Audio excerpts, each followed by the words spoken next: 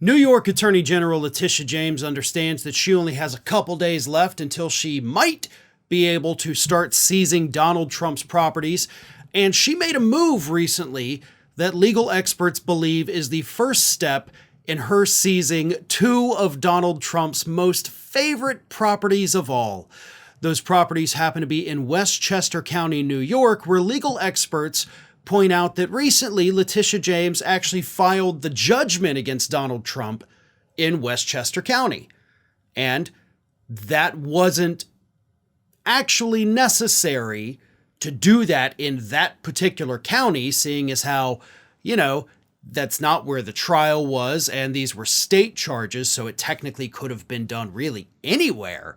But by filing it in Westchester County, legal experts point out this basically shows that in Westchester County, this is what Donald Trump owes. Oh, look at this. He's got two properties in Westchester County. He owes us this money.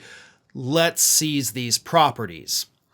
The two properties, of course, are Donald Trump's National Golf Club, Westchester, and his Seven Springs estate. And the Westchester Golf Club, again, by the media, has been described as one of Donald Trump's favorite properties. Like, that's kind of the one, it's his baby, he loves it.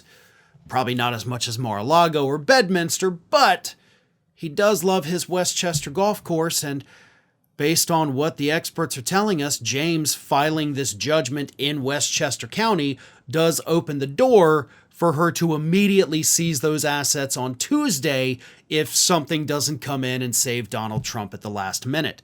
Now, I've maintained all week, and I still maintain this, even though we're only, 2.5 days away now, something always comes in to save Donald Trump, right? This guy continuously fails upwards, so don't be shocked if over the weekend, or perhaps even by the time you're watching this, something has already come in to save Donald Trump, because it always happens. It always happens. In fact, I think a likely scenario at this point may be that the appellate court comes down and hands a ruling giving him an extra 30 days or something like that to come up with the bond, due to the fact that they are able to show that they have made a good faith effort to secure the bond, but have so far been unsuccessful. Now, on Friday morning, Donald Trump got on Truth Social and ranted like a lunatic, swearing that he had almost $500 million in the bank right now, says he has the money, he can pay the bond, but then do it. You got to do that. But he can't, because he can't zero out his account, because he still runs a business with that account.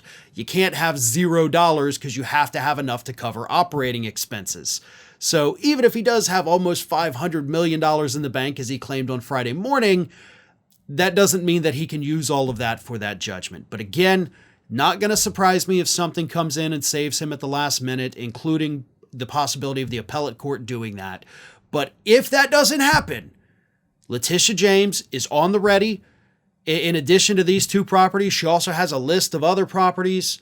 They've released the valuations of those. So it's likely Donald Trump could lose these properties, starting with his two favorite properties in Westchester and then moving into Manhattan, taking buildings here and buildings there to cover the bond. Don't get your hopes up, right? Let's remain pragmatic about this for the moment. But so far, it's really not looking good for Donald Trump if he wants to hang on to all of his properties.